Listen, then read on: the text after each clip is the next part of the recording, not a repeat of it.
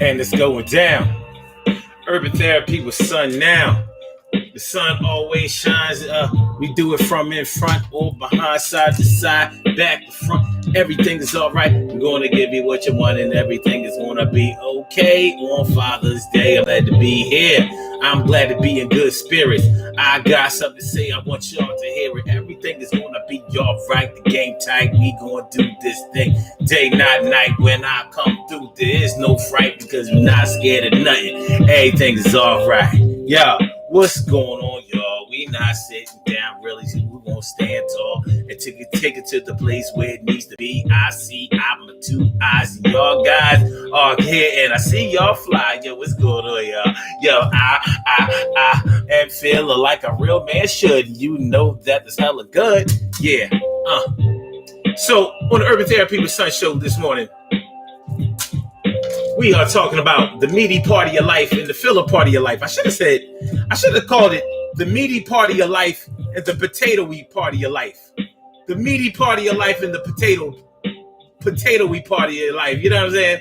Because what we're going to talk about this morning are the things that you put first. We could easily call it prioritizing, but this is a little bit different. Because what we're really trying to see is, do the things that you consider to be important in your life line up with the things that you feel like you can do later, or the things that are already going to be there? For example, I'm going to give you a little sample. It's going to be ample, this word. So let's say that you really have being the best parent that you can be in the forefront of your mind. So you're always thinking about ways that you could be a better parent, more innovative, that you can ensure better success for your children. But are you putting those things into practice? Now, you can think one way and still do things another way, even though they say that the thought process before you do anything comes first. Well, it doesn't always show like that through the evidence. So we're going to see about it, and I'll go through it, and we going to rock out. So, when I say the meaty part of your life, we're going to talk about the things that you do in real time that take precedence over everything else, whether you think that they're important or not. The evidence speaks for itself in a way, and hey, we're going to take a look at that today, and it's going down with me and you, and that's okay. T. Carry right morning, noon, and night. It's always good to have my peoples going right in your sight, and my brother from another mother, Norris Hill. Sit back, relax, do your thing, tax, and chill. See you, Carol Chamberlain, me favorita. It's good to see you too. All right, y'all. So that's what we're talking about this morning. The meaty part of your life and the potato-y part of your life. I might change it to that. The potato-y part of your life. How do you spell potato-y though? How do you spell potato? It's funny because another example of this is do any of y'all ever buy fruit salads from the Asians? The Asians be selling fruit salads, and I used to buy the fruit salad from them a lot back in the day, and I stopped. Number one, because I'm like, I don't need y'all to give me fruit. I buy my own fruit. But what I didn't like about those fruit salads is that they claimed that it was fruit salad, so they were liberal. I'm thinking that they should be more liberal with the things in the salad that people actually like. Like the pineapples and the grapes and the watermelon. But what did you find more in the fruit salads? Honeydew and cantaloupe. And honeydew and cantaloupe are not fruits that I like. I don't like them. I don't like the way they taste. I understand that people like them, but I don't. So I noticed that I used to have to tell them every time, no honeydew, no cantaloupe. And then they would be confused about what to put in there because all of the other fruits were more expensive, like the pineapple, like the orange, like the grapes, like the watermelon. Watermelon is not very expensive. It's not very expensive. But they would always put more honeydew and cantaloupe in the fruit salad. So it wasn't hard to figure out which fruits took precedence financially that would earn them a profit. So we did it like that. You know what I'm saying? So that's just an example. What's going on, Paul Montalero? Paul Montalero, thanks for coming through. And also, Sucre Chatois, good to see you coming by. It's always good to you, and that's the reason I say hi. And Shelly always shine bright. I saw that you popped in here for a quick second. Hope you come back, but it's all good. So we're talking about the meaty part of your life. What are the things that you do on a regular basis? So even if you said that this is what I want to do and this is what I'm going to do and I'm coming through, people will be able to reference, well, look, I know one thing, this is what you do every day. So you can say all day that, you want to be an independent businessman, and that's where your head really is. But the truth of the matter is that you work a 9-to-5 job, and you work way longer than 9 to 5. So I understand that you're trying to get your private business up off the ground, and that sounds great. But the reality of the situation is that you're working for the man, long hours. So you giving your 9-to-5 job, a good 8 to 12 hours a day. And the time that you spend working independently may not even get any hours a day. It's like more of a thing where you do that when you do it, or when you can, or when it calls you, or when some other circumstance arises.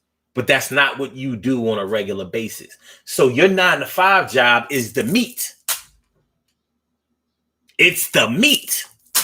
And your private business, your personal thing, your side hustle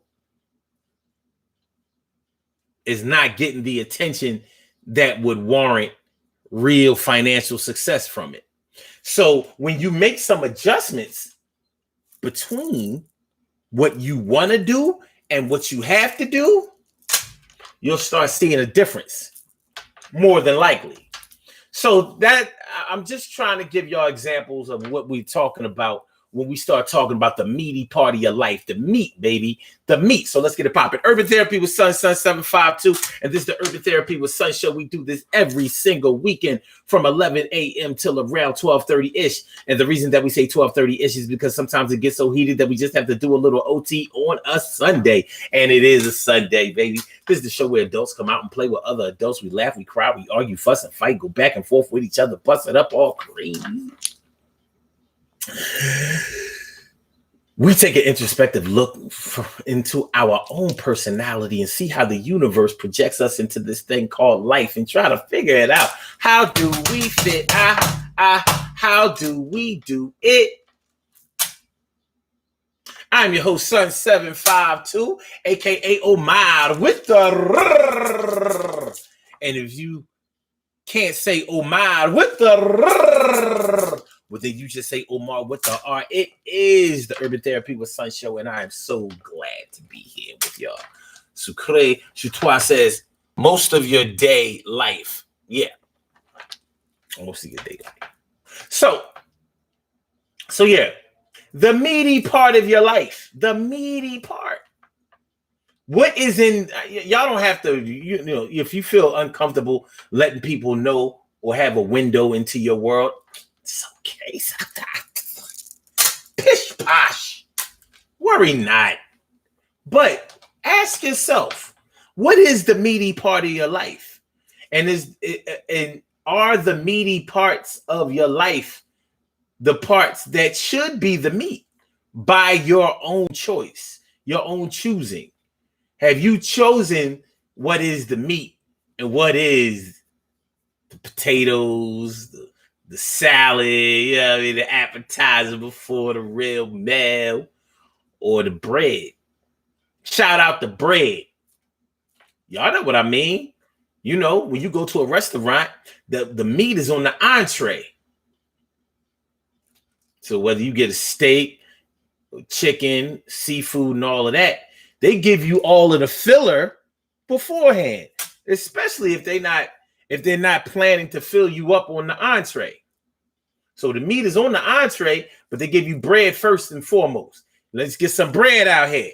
Put some butter on that thing, because they know that's going to fill you up a good bit. And if it's a place that has really good bread, like, you know what? I don't know about y'all, but as far as I'm concerned, the bread at Red Lobster is the best part of Red Lobster. That's seafood garbage. Somebody needs to learn how to season up some food in the Red Lobster. That's my opinion. And it's a strong one. You know, Carrabba's. I don't know if y'all have ever been to Carrabba's. It's just a little Italian spot. You know, all Italian food is the same, but they have very good bread there. Their rolls, very good.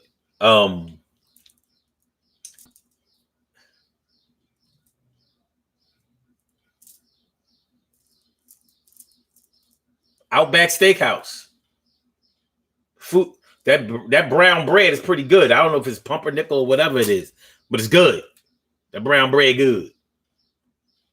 I used to love the Outback. It has a lot to be desired these days. But nonetheless, yeah, I mean. Yes, nonetheless, yeah, I mean. Yes, exactly, yo. So and at Olive Garden, which is also an Italian, restaurant. I bet you'll be a lot of people there today. Not like Mother's Day, but it's a good cheap deal. Not so much emphasis on the good. But anyway,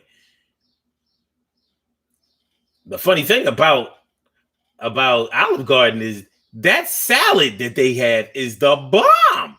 It's nothing but a garden salad, but the bowl is like this big. You be eating that salad. They give you a little bit of them little noodles that they give you. Man. Shout out to Olive Garden, them little bit of noodles that they be serving on the entree. You know what I'm saying? Give me a little shrimp Alfredo. A little shrimp Alfredo. I don't like Alfredo. Thick cheese noodles. But nonetheless. So y'all, I just want to make sure that y'all feel where I'm coming from. That y'all know where I'm going with this as we're talking about the meaty part of your life and the filler part of your life. What have you been making the meat of your life? Some people make the meaty part of their lives getting high. They may not think about getting high all the time, but look at these weed smokers out here. You ain't gonna tell me. Oh, by the way, they'll deny it. You know, weed smokers, you can't tell weed smokers nothing. Especially, now that they've relaxed the laws about weed, you can't tell weed smokers nothing. You cannot tell them. If you charge them with not wanting to do nothing all day but smoke weed, they'll tell you no. I just like to smoke weed when I like to smoke weed. Like, but you got up and smoked weed.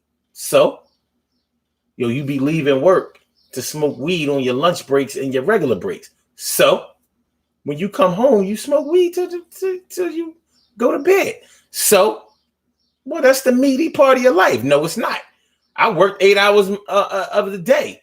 You just got finished telling them that was the meaty part of their life. I'm like, yeah, but they didn't. They actually worked that 8 hours. That was it. They went to work to work. You went to work, smoked before you went to work, and all day doing work. That's why you can't have a job where they piss test you. Because you've made that a meaty part of your life. No, I didn't. You only saying that shit. Listen, just because you don't smoke weed, that don't mean that, that is bad for you. That's your choice. Just like it's my choice to smoke weed. All I'm saying is that's a meaty part of your life, dog. If you was a drinker and you did that with the same type of regularity, I would say that the drinking was the meaty part of your life, or any other drugs. But you know, they be getting upset. And unfortunately, when they get upset, that's kind of how you know that you may have hit on something. You think that's a pretty good indication that you've gotten closer to getting to where the truth lies. But it's all right, because just like you can order steak sometimes, or you order chicken, or you can order fish, or you could order lamb, or you can order whatever it is you choose to order in a restaurant as your entree, you can change what the meaty part of your life is also, if it's not suiting the way that you would like to live. So how do you find yourself making something that you really don't respect or want to do? How do you find that becoming the meaty part of your life? Shit happens. There are certain things that can take you down roads that you didn't mean to go down. Let's not do. Look, it's Father's Day. And by the way, happy Father's Day. Happy Father's Day, all the good fathers out there that are doing the damn thing. Yo, happy birthday. I'm sorry. Happy Father's Day to y'all. I hope that y'all get a chance to spend it the way that you would like to spend it. I hope that all your children are in love with you and are in respect with you. Hopefully you're not estranged from your children. And by estranged, I don't mean separated, because a separation is not an estrangement. When you are estranged, it means that you have been separated, haven't seen each other, don't know where each other are, you can't really tell anyone about the person that you're estranged from. It's like, well, the last time I saw him, it was like, and the last time I seen him, they was, and when we were together, it was a few years ago, but I haven't talked to him I think I should call. You are estranged.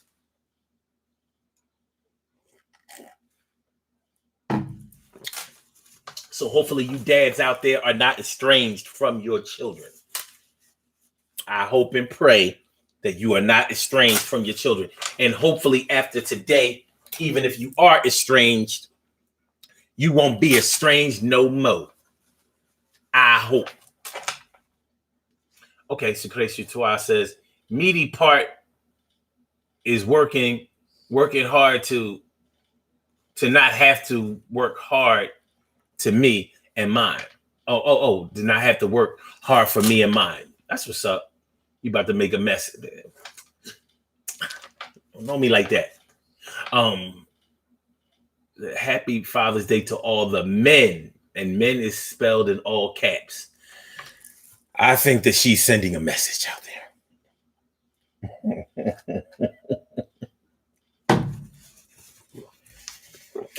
Okay. Let me see.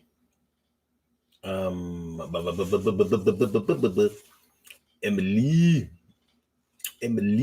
Dunlap in the house. Okay, Carol said, yeah, they fill you up on salads and bread. Yeah. He said, yes, Outback has the best bread with that butter. Yeah, that bread pretty good. That bread pretty good.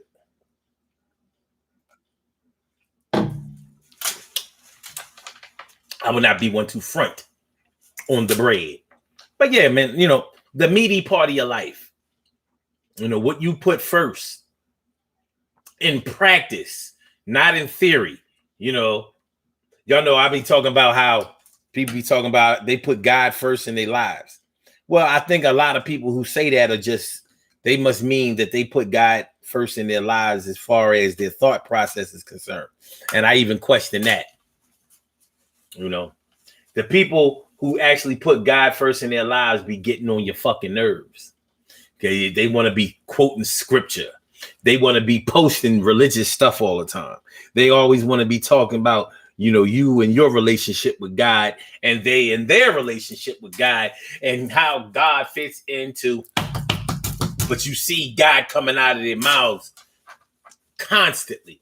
And I'm not saying that that's a bad thing. But a lot of people who say that they put God in their lives, a lot of times it sounds a little cliche to me. Like, okay, I understand that you think that it sounds good to say that you put God first in your life, and you may even want to put God first in your life, but the other things that you do in your life have been becoming visually the meaty part of your life. That meat been coming from other places, and it ain't God. It ain't God. Not saying that you don't love or respect God, but keep it real with the meat. That's all I'm saying. That's all I'm saying. Keep it real. Keep it real. Keep it real with what the real meat in your life is. You know, represent that. That's what I would say. Represent what the real meat is. You know, even my cat. Yeah, I'm talking about you. Even my cat. I don't know what she thinks is the meaty part of her life, but in my opinion, it's sleep. You know, cats can sleep up to 19 hours a day. I know she getting in at least a good 10. Easy. Easy. So it is what it is. I ain't mad at her. I ain't mad at you, kitty. Matter of fact, I'm about to take a picture of your ass.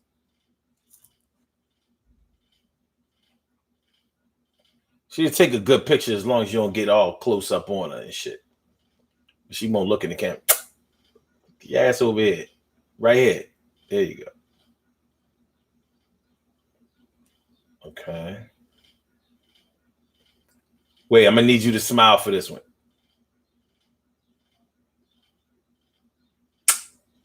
Yeah, smile. Cheese. Okay, that's good enough.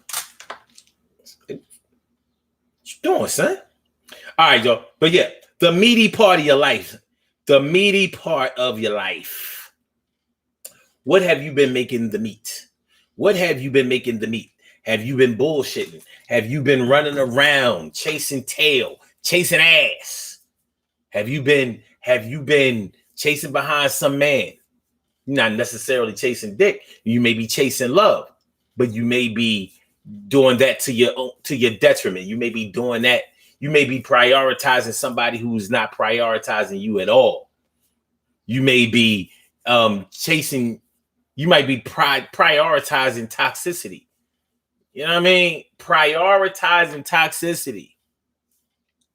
You know, putting someone, you know, following behind somebody, sniffing behind somebody that doesn't want to be kept, that doesn't really want to be loved by you, and does not want to reciprocate any type of positive feelings and reactions and reinforcement towards you.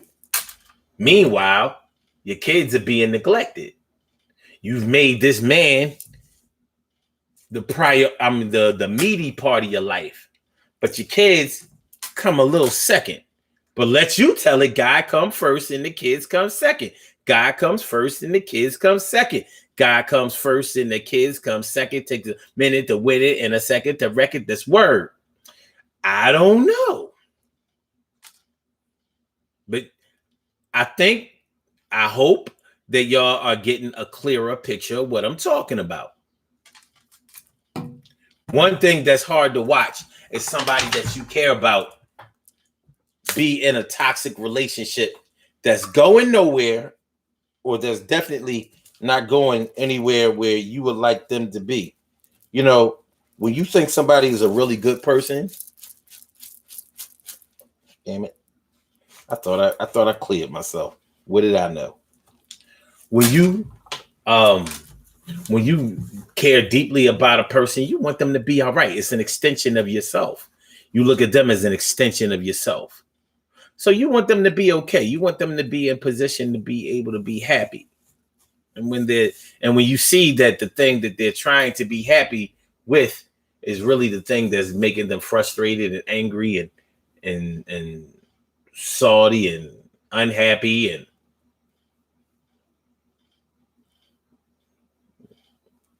you want to change that.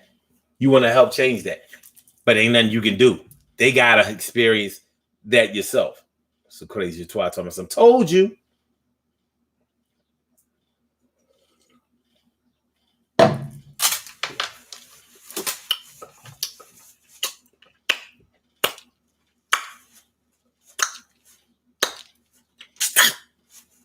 But yeah, so the meaty part of your life may be putting someone in your front view, putting someone in your on your dashboard and in your windshield that really should be in your rear view.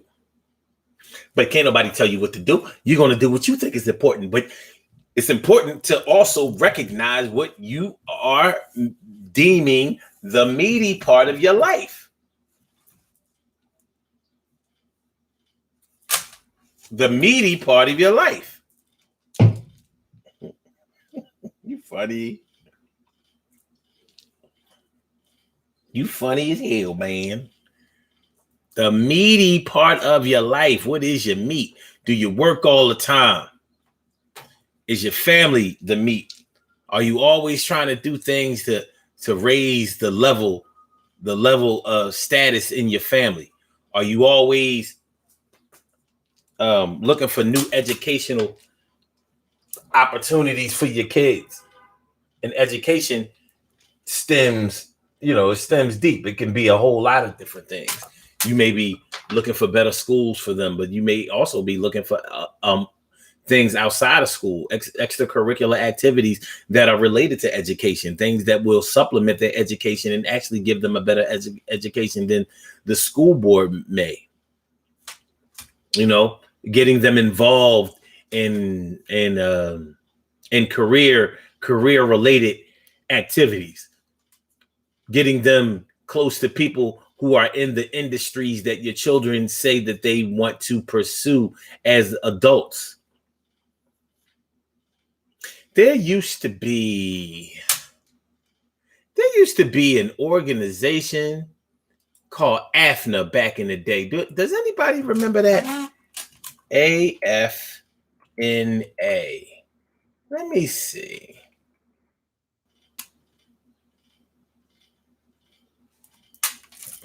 They got Association of Federal Narcotics Agents. No.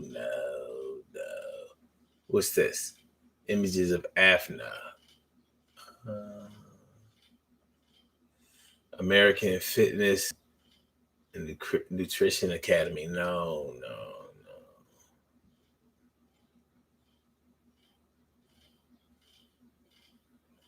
There we go.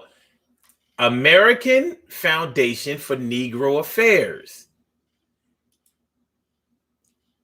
This is what I'm looking for. And it was in Philly. I remember my sister went there. And she used to go to AFNA because she was saying that she wanted to be a lawyer.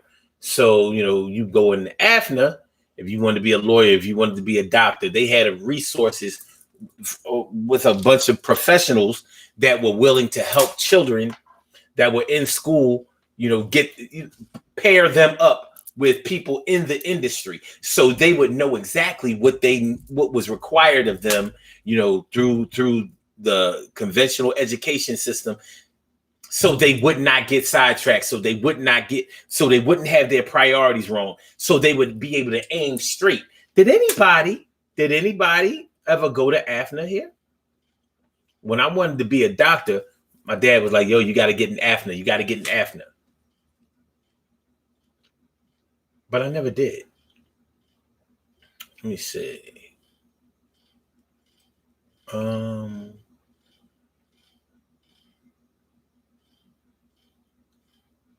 If this is this like, does it not exist anymore? Because I clicked on it and then that was it.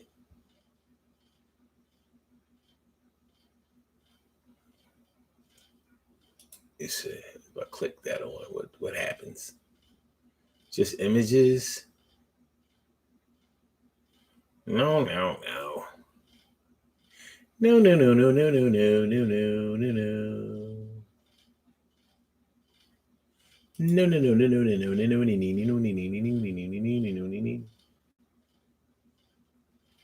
Okay. So maybe if I put in, let me try this. Wait a minute.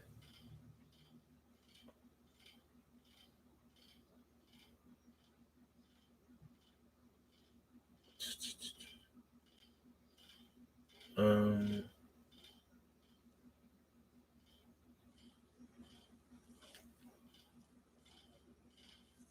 okay.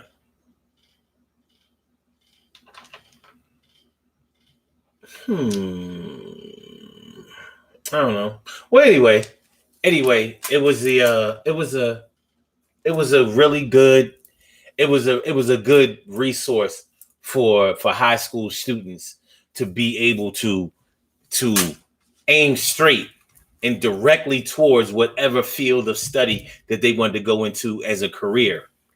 So if you wanted to be a lawyer, they had lawyers that they could, they could set it up so you could have an apprenticeship in a law firm, or it's sometimes even work, and get paid. Same thing with medicine, science, education, whatever. So, like, just like people who go into the NBA or the NFL, professional sports, the big leagues, they don't just play basketball well. They go to basketball camps and they get around. They are put around other people who are going in that direction. They play with the best athletes in their sport through those camps. The best coaches. They have those contacts to colleges and NBA teams and things like that. So they know who's going where way beforehand, because they make sure that they stay focused on that. So that's the meat. That's the meat in their lives. If you're a basketball player and you intend on playing professional basketball, then basketball is going to be the meat in your life. To the chagrin of many, education is not often the meaty part of athletes' lives. If they're headed toward the big four sports, the football, the basketball, the baseball, the hockey, everything else, that's not going to bring you the big money. You can get money. Don't get me wrong. Like soccer, you have soccer players all over the world who make a lot of money, but it ain't like they ain't gonna make that kind. They ain't gonna make the kind of. I know David Beckham, made a lot of money playing soccer for the UK, but he ain't making Tom Brady money. It is what it is on a regular basis.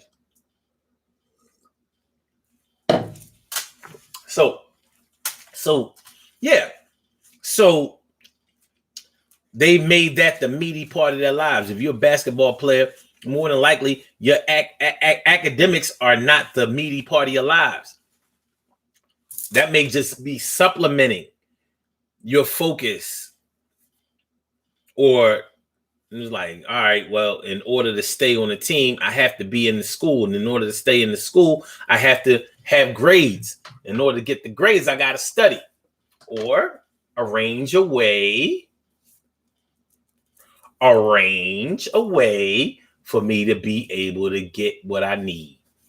So whether I have someone take these tests for me, or whether we go talk to the teacher and make sure that they arrange for me to get the grades that I want, that kind of stuff. But somebody out there is going to help you if you're good enough to make basketball your meat. Straight like that. Some of these schools are supposed to be great academic institutions. Sports are supposed to be the filler part in all of schools. But is it? At Duke is a very prestigious learning institution. But you ain't going to tell me that basketball at Duke is not the meaty part of their lives or a meaty part of that institution. They make a lot of money through their basketball program. A whole lot of money, a whole lot more money than those A students do, than those Dean's List students do. You got to pay those Dean's List students do through scholarships. Guess where that scholarship, a lot of that scholarship money comes from? That basketball program, because they are in the Final Four often. And people love Duke University for their basketball program. It was the same thing as Miami University used to be with their football program. It's the same way that Penn State is with their football program. Yeah, I went to Penn State. Penn State is a great school. Go blue. You know, we are Penn State. Look, I'm wearing Penn State blue today. But guess what? They football team brought them billions, not millions, billions of dollars. So for them to kick it like football is not the meaty part of their institution, they would line their asses off. They added on more and more seats to Beaver Stadium. More and more seats. When I was going there, it only sat around 90 something. That shit fits well over 100,000 people now. They added on seats. I'm like, can you put seats there? That looks a little dangerous. They hanging off the side of the stadium. Let's see, man. What's the real shit? What's the real shit?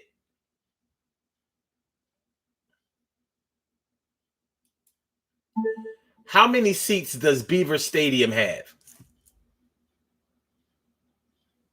Beaver Stadium can accommodate as many as 107,282 people.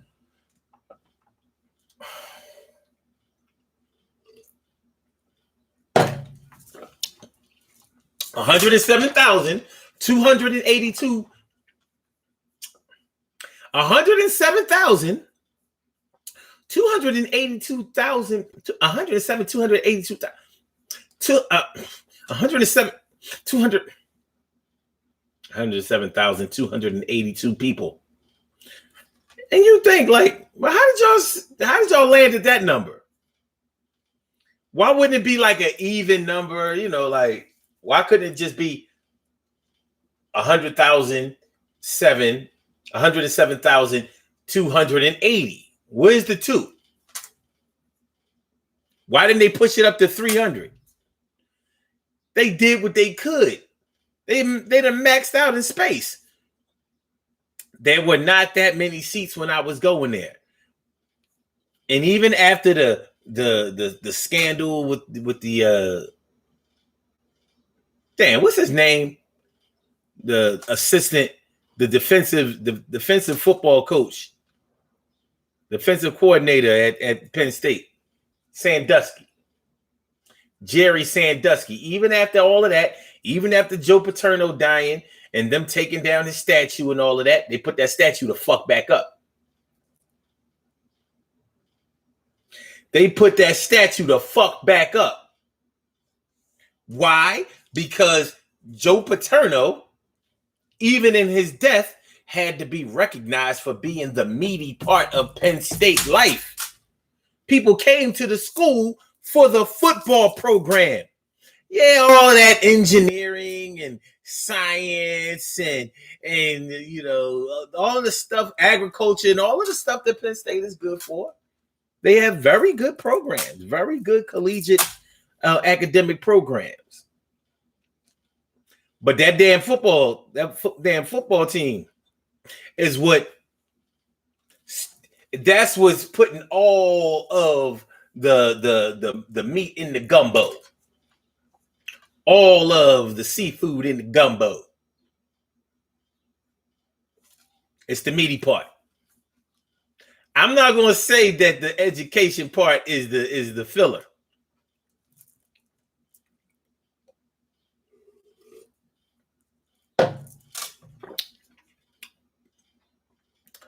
So maybe they have a variety of meats.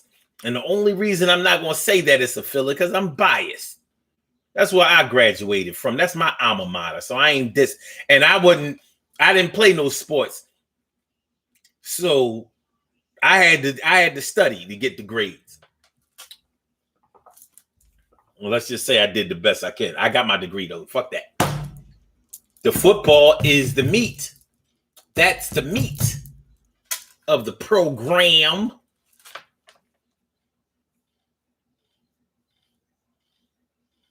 Oh. Okay. Wait a minute.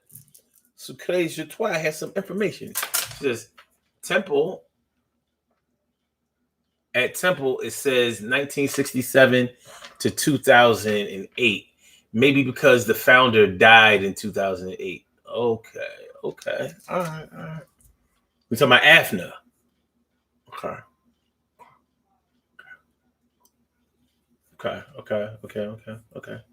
Okay. Stacy Yvette White, what's going on? Good to see me some you.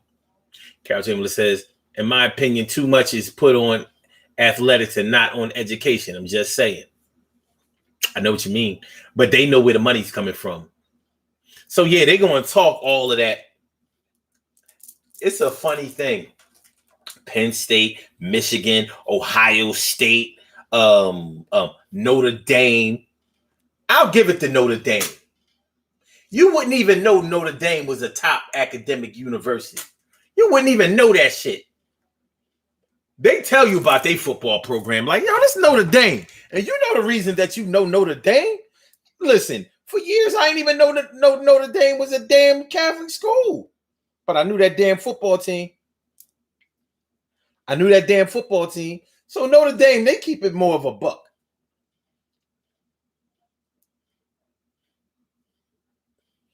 You go to Temple University, and they'll never say, yo, come in because we're trying to build our basketball program back to prominence for, when we was making it to the Final Four. You'll never hear Temple say that, ever. They're going to keep it on the low. But I bet you that basketball team makes a lot of money. And their football team doesn't. And that's why the basketball team takes precedence. It's the meat.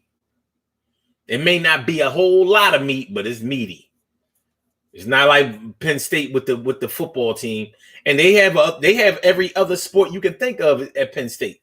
And those students get scholarships too, but none of them can touch the football team, and none of them get as much money or donations or bring that money in for the donations like the football team. Same thing as Duke with basketball. Same thing as North Carolina with basketball.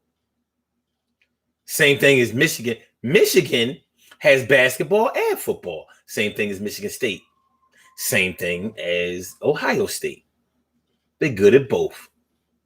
But we know where the real meat is. Come on now. Nars, you out? All right, man. Thanks for coming through. Appreciate you, my brother. Yes, I do. But yeah. The meat in your life, the filler in your life is the meat in your life where the filler should be? Is the filler in your life where your meat should be? Are you doing it right? Are you doing it right, man? Are you? Well.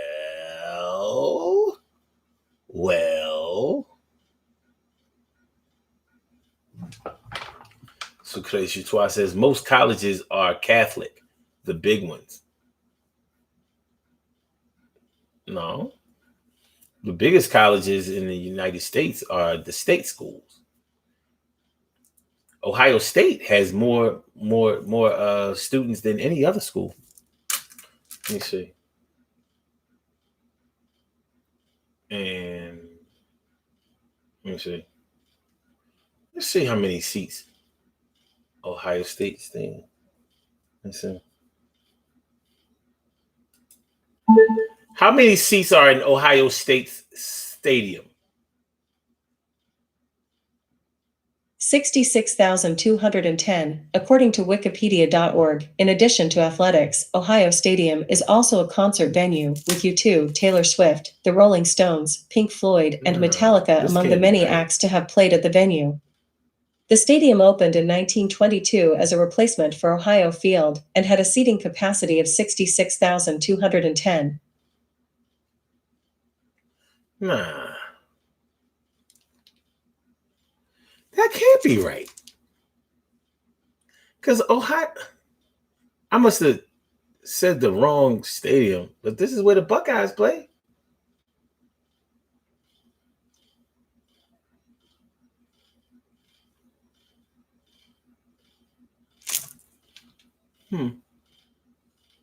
This can't be right.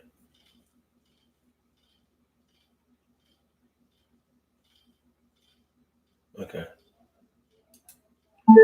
Where does Ohio State play football?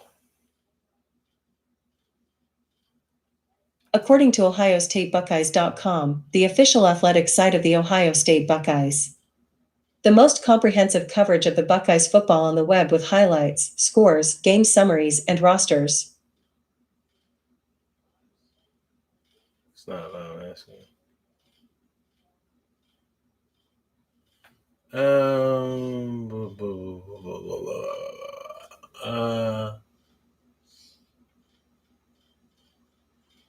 Okay, let me try this.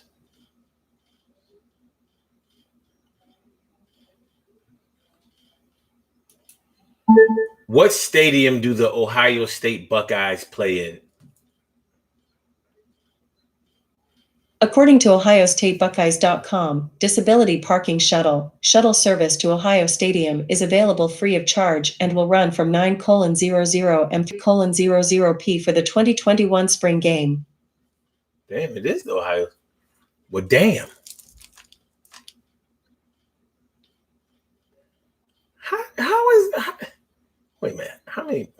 Wait a minute. That can't. They're losing a lot of money. That's crazy. Ohio Stadium. All right.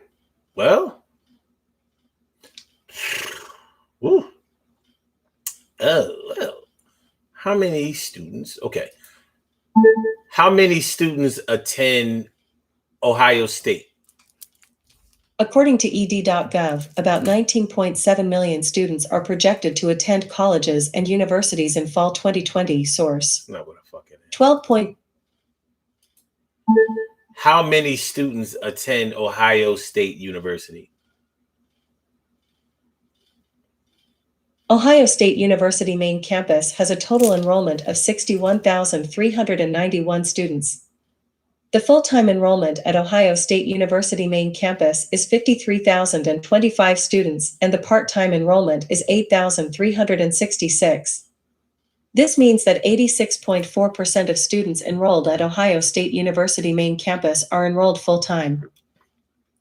So 53,000, roughly, attend main campus, and then they branch campuses, it goes up 61. All right, let me see.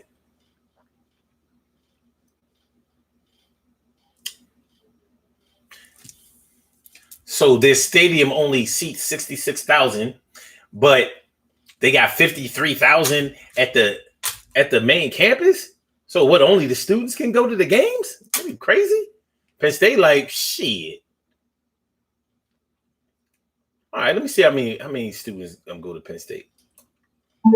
How many students attend Penn State University? 45,140. According to collegecalc.org, Penn State main campus is a four-year public college located in University Park, Pennsylvania. Full-time enrollment is 45,140 and part-time is 1,670. Learn more about getting accepted at Penn State main campus at College Simply. Students attending this school may pursue both undergraduate and graduate degrees. So, Ohio State has 53,000. And I believe that Ohio State has more, like it's the biggest school. It has more students than all the other schools in the United States. But only 66,000 seats in a football stadium? You know how many national championships they have? And then you got Penn State, only 45,000 at main campus, and they seat 107,000 people. 282. So you know where the meat is at Penn State versus Ohio State, even though Ohio State is making a lot of money off of their football team. Ain't no way around it. No way around it. But you can see how much priority Penn State puts in their football program than Ohio State may, just by the sheer numbers. 107,000 seats at Penn State, 66,000 seats at Ohio State. 45,000 people attend Penn State, 53,000 people attend Ohio State. I don't know about y'all. Those numbers ain't looking right. What up, Queen Donine? How you feeling, ma? Good to see me, some of you. And Rita Rez. What's up, Rita? Thanks for coming on through. I appreciate y'all. So, yeah, the meat in your life and the filler in your life. It ain't hard to tell. This is an easy one. This is an easy one. You know what I mean? The football program at Penn State is absolutely the meat. It's the meat at thanks for the Father's Day shout out too, Rita. Appreciate it. It's the meat at Ohio State too. But as you can see, okay. All right, let me see. Which university has the largest enrollment in the United States? Here's what I found. Oh, damn. Okay, wait. Oh, look at this shit. Oh. Now, okay. University of Central Florida, damn. 63,000? University of Central Florida? Now, it doesn't say whether these are the main campus numbers versus, say, the branch campus numbers. But now this was April 25th, 2017. So it was University of Central Florida, Texas A&M, Ohio State, and Florida International. What the hell? Okay, let's see here. The top 10 biggest colleges in the U.S. I don't know. Now, this is different because this says Liberty University, 75,000. California State, Fullerton, 70,000. Texas A&M, 67,000. University of Central Florida, 66,000. University of Maryland, 59,000. Now it has Ohio State here. Columbus, 59,000. I don't know, man. All right. Florida International, University of Florida, University of Minnesota, 51,000. University of Texas at Austin. I don't know. These numbers, they seem a little strange, and being as though I don't want to read all of this stuff. It's a little lengthy, but interestingly enough, out of these big universities, the football team bringing in all the money and notoriety, the only one I see on this list are three: University of Florida, Ohio State, and Texas A&M. The rest of them, I mean, they playing, but I don't remember, seeing them really ranked out there as far as their athletics are concerned. So the meat changes. Wait, now just because I don't recognize their athletic teams as being, those top teams, it doesn't mean that those teams aren't making a lot of money for their school. It doesn't mean that, and it also doesn't mean that they're not the meat, and it also doesn't mean that academics are the number one priority. So I don't want to.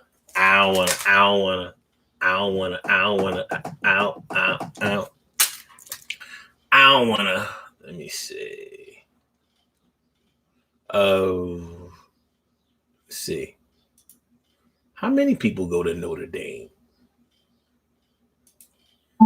How many students attend Notre Dame University?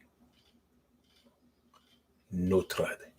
8,731. According to usnews.com, University of Notre Dame has a total undergraduate enrollment of 8,731, with a gender distribution of 52% male students and 48% female students.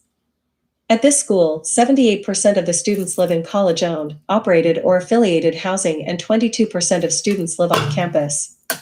In sports, University of Notre Dame is part of the NCAA. Notre Dame small as shit. 8,731. That's like a junior college. Don't nobody go there. But you know their football team has made them billions and billions of dollars. TV money. You know, Notre Dame, no other school has won as many national championships as Notre Dame. So we know where the meat is coming from with Notre Dame. They can say what they want to say. We know where the meat is coming from. Notre Dame is on TV every single weekend. They ain't won a national championship or even sniffed nowhere near it in 3 decades. Easy. But they on TV, on ABC, national games every weekend because people want to see Notre Dame, whether they doing good or not. And they suck. All right, so there you have it. The meat in your life, the filler in your life. This is crazy. Says, no wonder they focus on football. Yes. They eating crazy with their football program. Crazy. So their stadium, the stadium that they play in, they can fit their students in that thing times probably 5. 8,700. Let's call that 9. 5 times 9, 45. I know their stadium holds at least 45,000 people. So most people who like Notre Dame have not gone to Notre Dame. Think about that. Do y'all know anybody that graduated from Notre Dame? I don't. I think I knew it. Wait a minute. I may have said that too fast. But it's a small school. Catholic schools normally be, it's just like the regular high schools and elementary schools. Not a lot of people. It's private schools. They're all private. All Catholic schools are private schools. So you're going to have more individual attention. Parochial. Ain't that right, Carol? Ain't that right, Miss Chamberlain? I'm gonna pick on her a little bit. She made sure her kids went to Catholic school. Ain't that right, Miss Chamberlain? Had them competing with no 30, competing for the attention of academics with 30 people in the 30 students, 30 disruptive students in the classroom. Well, nah, we're not doing that. We're not doing that. But yeah, man. So yeah. The meat in your life, So a lot of people say that there's a certain meat in their lives, and when you investigate it a little bit farther, you find out, that's just really filler. You might say that the meat in your life. Really? Like, who don't know that I do this at this time?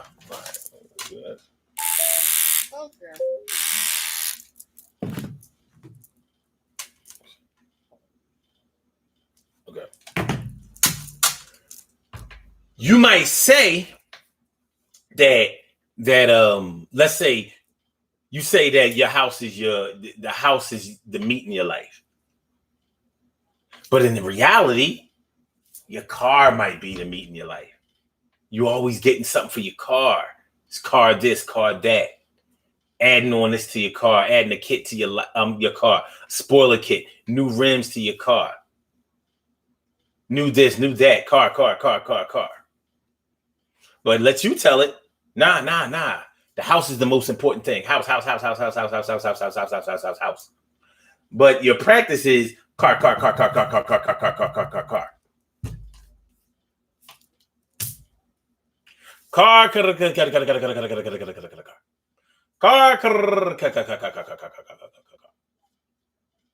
Yeah. So sometimes what we say is the meat doesn't always coincide with what actually is the meat in practice. So crazy. Chatois says they don't have too many black students.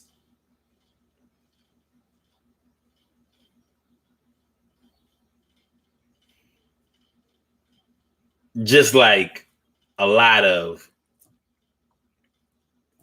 expensive Catholic schools. It costs a lot of money to go to Notre Dame. It does. Let's see. It said the tuition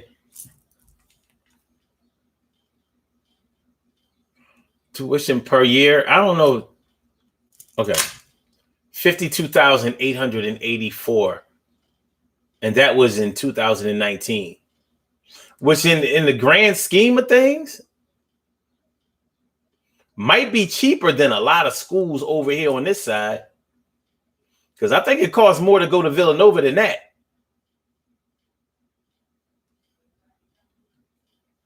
Villanova costs more than that. Yeah, I could say that straight up and down, but let's see. How much does it cost to go to Villanova University?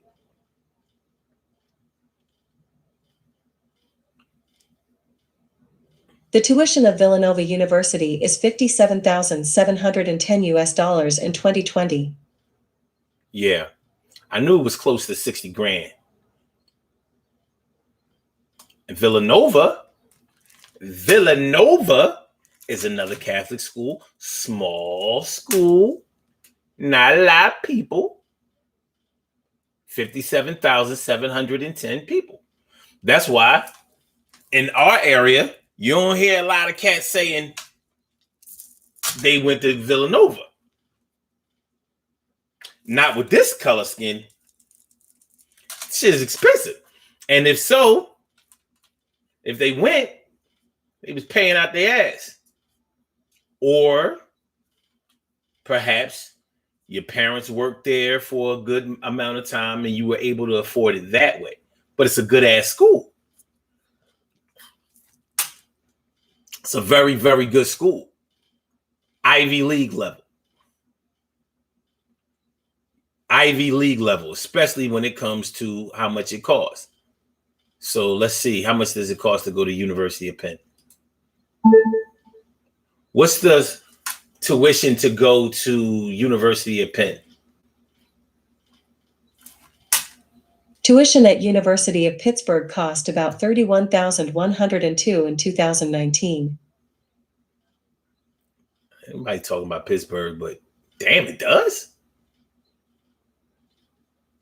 Fuck out of here. Let me see. What's the annual tuition to go to University of Penn? Undergraduate tuition for William Penn University is $26,100 for the 2019/2020 academic year. This is 11% cheaper than the national average private nonprofit four-year college tuition of $29,191. The cost is 3% more expensive than the average Iowa tuition of $25,400 for four-year colleges. Shit. All right. That was William Penn University. University of Penn, it costs $60,000. $60,042. $60,042. That's the annual tuition for University of Penn. So you can see that Notre Dame is up there. Villanova is in front of them. University of Penn, full Ivy League. Wharton Business School, tops in the world, right? 60,000. So yeah, those little schools, you know what I mean? One thing is for sure. At those Ivy League schools, no matter how good they are, they do not give out any athletic scholarships. None. And that's why they will never, ever rank. That's why they will never, ever win national championships. They actually did back in the day. Back in the day before they start letting niggas get in the game. But you can forget about, listen, ain't no top athlete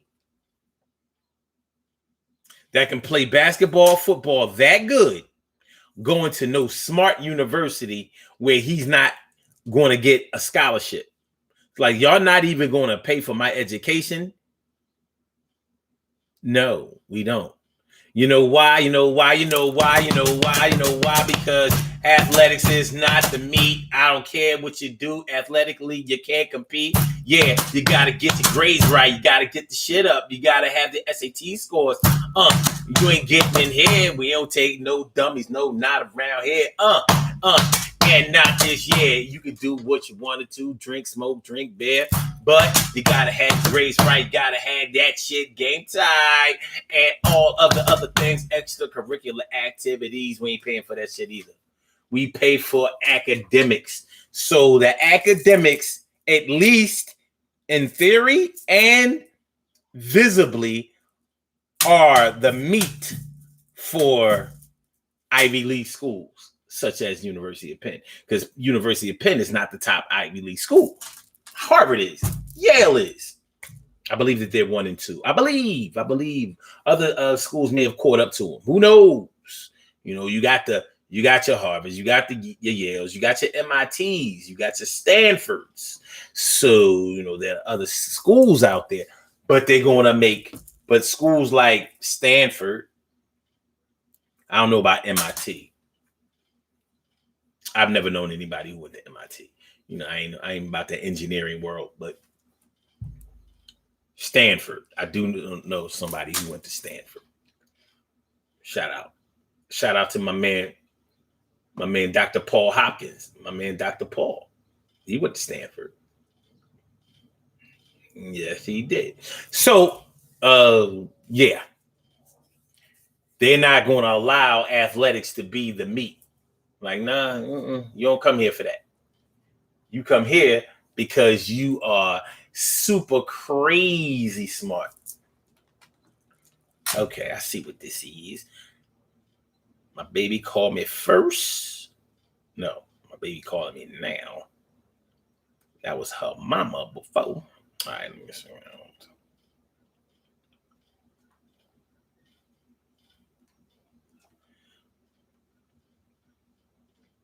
Let me see.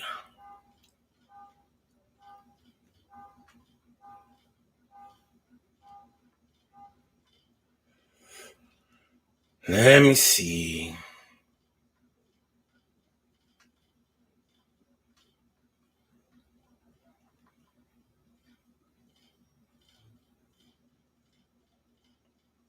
Okay. All right. So yeah.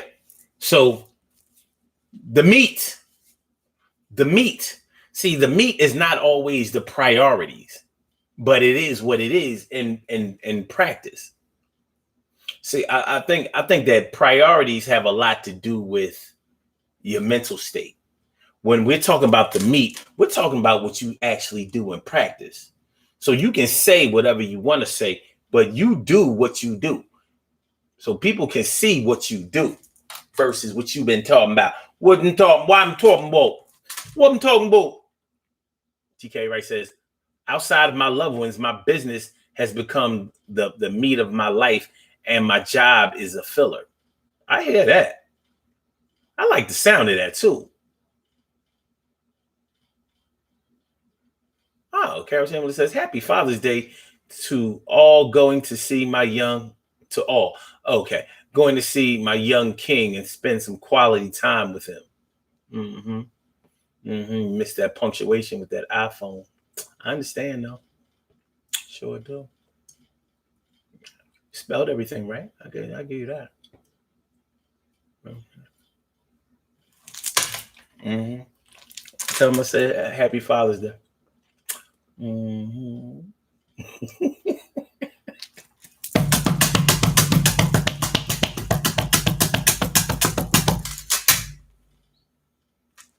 Yeah. Yeah. So Ivy League schools, well, schools like Notre Dame, schools like Villanova, schools like University of Penn, they depend heavily on their donors. Their alumni. They're giving them millions and millions of dollars. It's crazy. Man, that little bit of time I worked at Villanova, I was like, God damn. I remember they had one event and it only lasted like a weekend. And they was trying to raise $600 million. $600 million. Now, don't quote me on whether it was just for a weekend, but I know it was starting that weekend. And that goal was 600 million. So they bought all the liquor, because Catholics all about that liquor life. They be in line for the liquor. They be in line for the liquor. They in line for the liquor. They in line for the liquor.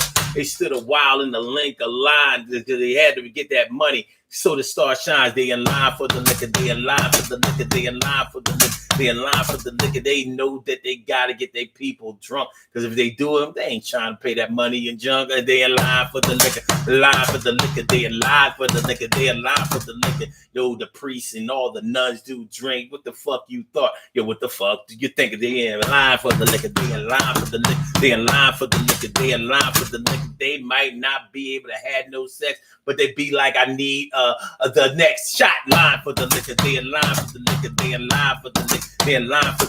Catholics believe in some drinking. They believe, if they don't believe in nothing, they believe in some drinking. So I remember that it was so many cases of alcohol. I was like, the state store, wine and spirit store, the liquor store, don't have as much liquor as they was bringing in. And it was all, so make sure that everything is comfortable for their donors when they come in. Because they're not asking for thousands of dollars. They was asking for millions. $600 million.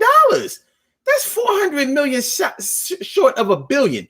So if you're asking for 600 million, you know that you already had billions. These schools out here are getting all the money.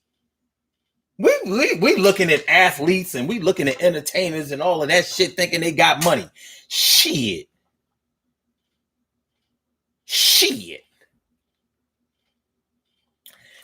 These athletes, these entertainers, they don't have no 9,000 people paying them 60,000 a month, and then I'm sorry, 60,000 a year, and then coming back after they graduated after 4 years, talking about I made it, and it's all because of you. At least that's how I feel. It's all because of you, VU, and Notre Dame. Here's a couple of million. 5 million. So maybe the meat for the universities is not necessarily academics, but maybe their meat is their alumni situation, their donors. They're getting their money from somewhere. Well, don't get me wrong. Villanova makes a lot of money off of their basketball program. Remember, they won 2 national championships in 3 years. The last one being in 2018. Oh, they make money off of that basketball program. I have no idea how much.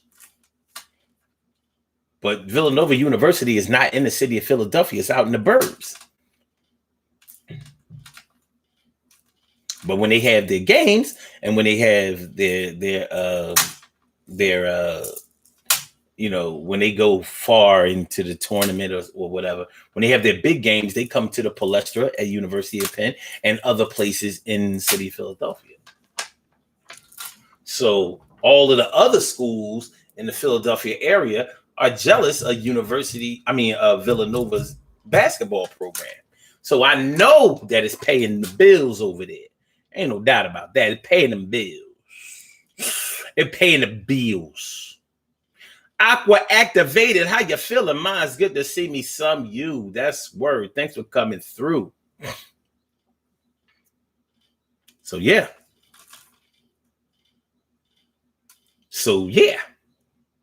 That's what we're working with. The meat in your life and the filler in your life. Hopefully your children are never the filler in your life, but it happens. Hopefully love is never the filler in your life, but it happens. For far too many people, sex is the filler. Is the meat in their lives. So when sex is the meat in your life, but love is not the meat, but the filler in your life. When sex is the meat, but love is the filler, oh, it gets real bad. It never gets much iller. So Crazy Twice says that's why they can expand and build and buy up everything around the school. That's right. Real estate all day. University City.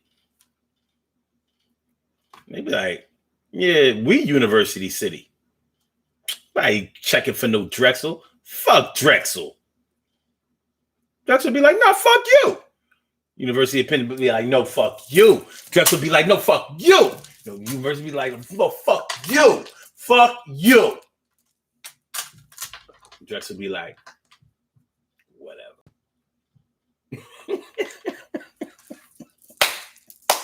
Shout out to Drexel University. Very good school. Very good school. But it ain't University of Penn. You know what I'm saying? It ain't University of Penn. You ain't gotta have no 1400 or 1500 SAT score to get in the Drexel. You can get in there with like a G, 1100, 1200.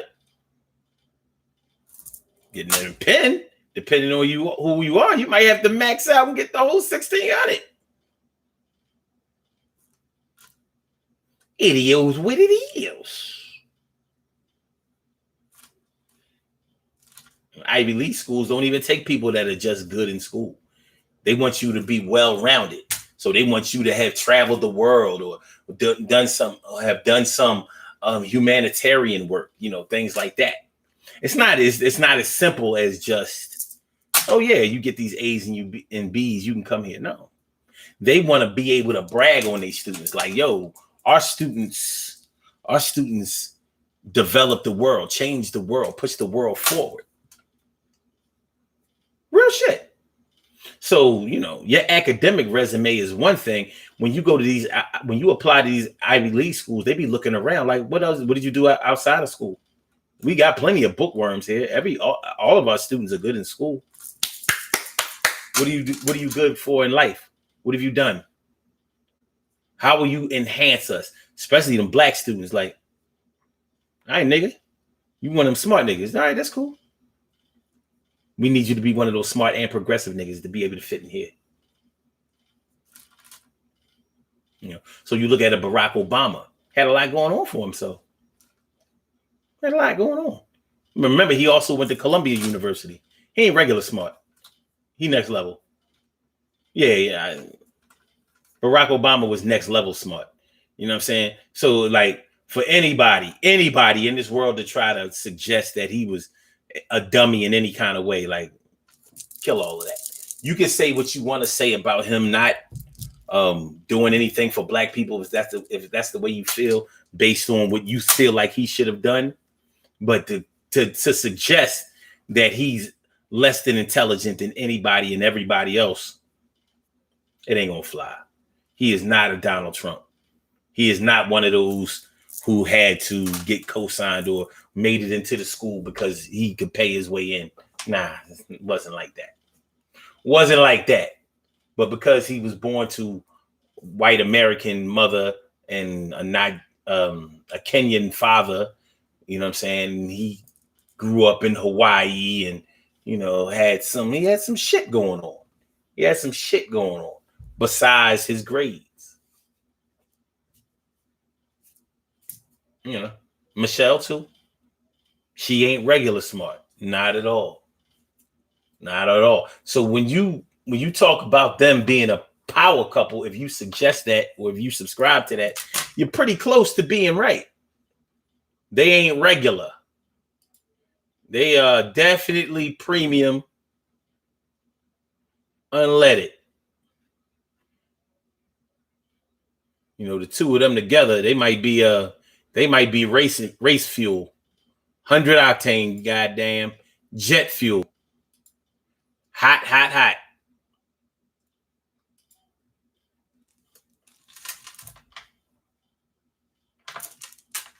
Yeah, he wasn't no Donald Trump. You could question his intelligence. You can question his judgment, but his intelligence, like, no. If he speak about something, you can trust and believe he knew about what he was talking about. Whether he gave you all that information or not, that's a whole different story. Whole different story, baby.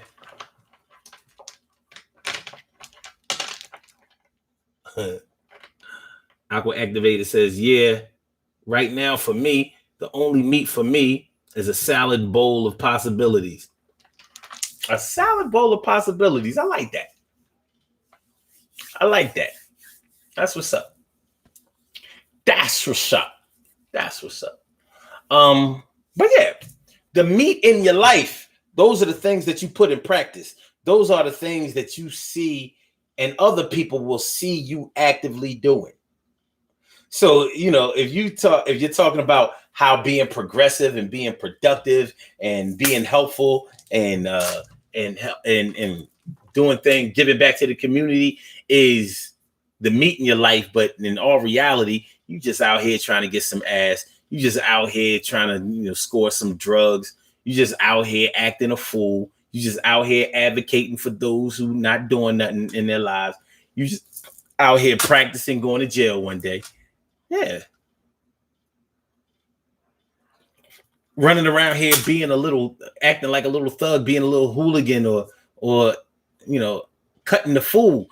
That's the meat in your life.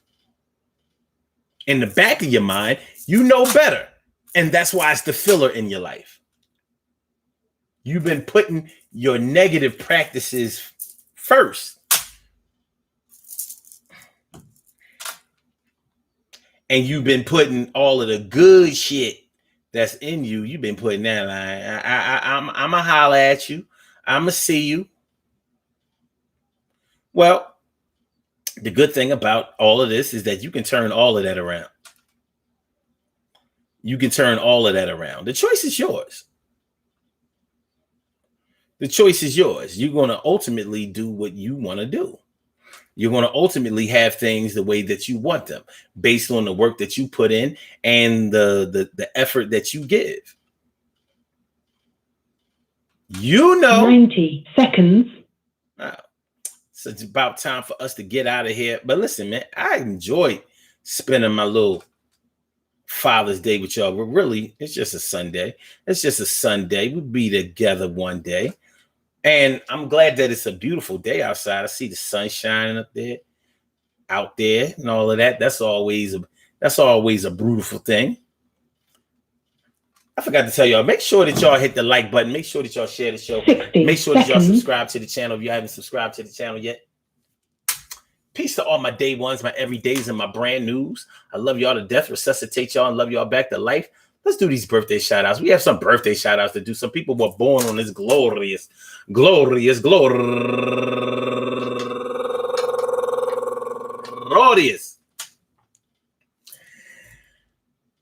first day of summer, baby, it's official. First day of summer, baby, it's official.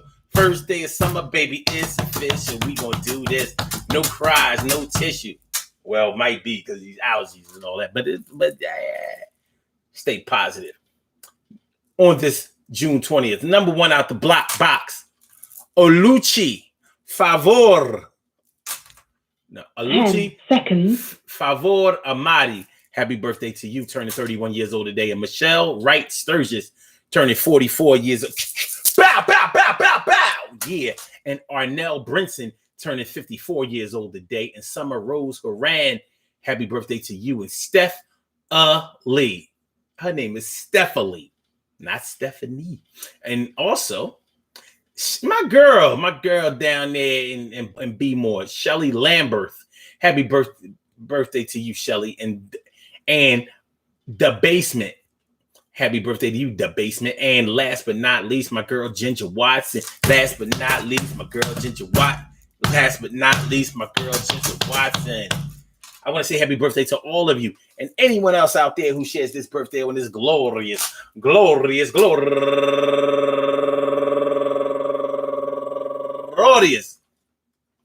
June 20th, first day of summer, anywhere out there in the world, worldwide, internationally, and universally. All of y'all go ahead and turn up, but don't turn up too loud. Just turn up loud enough so everybody can hear you. Rock out, rock on and do the damn, the rock out, rock on and do the damn, rock out, rock on and do the damn thing. You do your thing, y'all. Represent the queens and kings. You do your thing, y'all. Represent the queens and kings.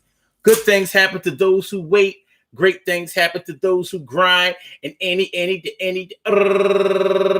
can happen to those who go for theirs. So go hard, go for yours. And check. This is what we gonna do. What we gonna do? Yeah. All right, seriously. No. Stop playing. Stop playing. Stop. The meat in your life. Whether it's perceived meat or whatever, the meat in your life is what people can see. The meat in your life is what actually manifests itself. The meat in your life is what you can go back and chronicle. You can see tape on it. You're going to see it on video. You're going to hear it. People are going to remind you of it. When you talk with your priorities seeming like they are misguided or whatever, or when you say that you do one thing but perform another, people are going to go back to the meat in your life and say, but I seen you. I seen you. I seen you. And the other stuff that you're talking, I can't feel. To me, it's just not real. It ain't real. But you can change your diet. You can change the meat in your life to the filler in your life. You can change the negative meat in your life to the filler, and you can change the positive filler in your life to the meat. It's all on you, son. It's all on you, John. It's all on y'all. You're going to do it till you're gone, and everything is going to be okay. It's Father's Day, and I want to give y'all a shout. Hey, brothers, all my brothers out there, man. Happy Father's Day to y'all. And I hope that today turns out the way that you would like it to, in a positive way, positive way. You know, if you haven't talked to your children in a long time, please talk to them today. If you haven't seen them in a while and you are able to access them, please go see them. You know, a lot of times men who are estranged from their children feel guilt about the time that has passed, and they are too ashamed to go and see about them. But just like children, your children, no matter what age, are waiting on you. They may not admit it because they may have that misguided pride all up in themselves also. But they're waiting on you. Don't make them wait no longer. Put the band back together. You are the foundation. They were swimming inside of you before they ever became an egg inside of their mother. And that's not a battle. That's a fact. Act like you represent that. All right. So make sure that y'all like the show and share the show and subscribe to the channel. It's going to heat up today, just like the flannel word. All right. So Blog Talk, I'm going to get you on the body here, man. Got to get you on the body here. You go bye-bye, Blog Talk. You go bye-bye. You go bye-bye. Yes, you go bye-bye. Radio. Thanks for coming through. And all my Instagrammers, Fire Slammer Jammer, thanks for coming through. Appreciate you. And all my YouTubers, y'all know what time it is. Yes, you do. All right. See y'all tomorrow, 7 p.m. for Daily Go Get 'Emism Show, y'all. Have a great one. Peace.